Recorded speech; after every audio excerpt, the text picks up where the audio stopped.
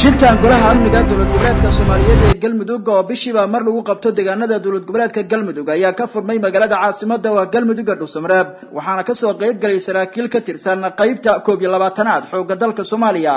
taliska ciidanka Anisa iyo soo kala booliska wasaaradaha ay qusayso arinta la xiriirta amniga iyo madaxtooyada dowlad goboleedka Galmudug wakiilada ka socday dhinacyada ayaa laga dhageystay guulaha laga gaaray dhanka ammaanka deegaanada dowlad goboleedka Soomaaliyeed ee Galmudug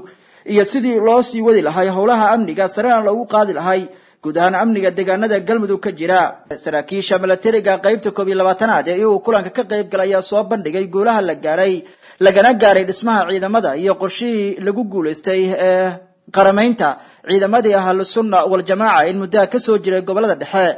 waxaana ay sheegeen in tilabadaasi ahayd mid in muddo baahi loo qabay bulshadana hadda miraheeda la guranayo maxamed cali xuseen raasmaha golaha amniga Galmudug ayaa markii kulanka uu soo ilaalay la hadlay warbaahinta wuxuuna faahfaahin guud ka bixiyay waxyaabaha kulankooda uga hadleen kala dhamaan hay'adaha iyo wasaaradaha ka tirsan golaha amniga dowlad goboleedka marka si wanaagsan ayuu noo bilowday muddo laba bari noo socon doona waa workshop yar oo aan isku baraarujinayno ku baranayno ku diyaarinayno waxyaabaha sanadka soo socda ay muhiim ka tahay in la qabto maadaama sanad cusub bilaabanayo qorshayaashiisa iyo howlaha qaabka u soconayaan waxaan xooga saari doonaa inta badan in sanadka cusub iyo qorshayaashiisa iyo waxyaabahaas aan diyaarino in sidoo kale kala faa'iideysano muddadaas labada beri waxaa imaaday oo ka soo qayb galay dhammaan xubnaha hay'adaha iyo wasaaradaha ay qusaydo oo ka mid ah golaha amniga dadka technicalka u ahay la taliyaashooda iyo agaasimayaashooda iyo dad ay ka wada mid yihiin waa mahadsantihiin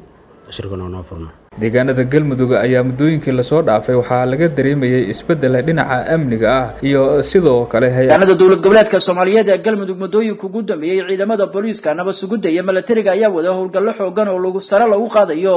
ammaanka Galmudug iyadoo xilliga howlgallada kala duwan ay soconayaan ay ku soo aadayso waqti uu soconayo howlaha la doonayo in lagu dhiso maamul mid ah oo yeesha bulshooyinka Galmudug qorshihiisuna ka socda Dhuusamareeb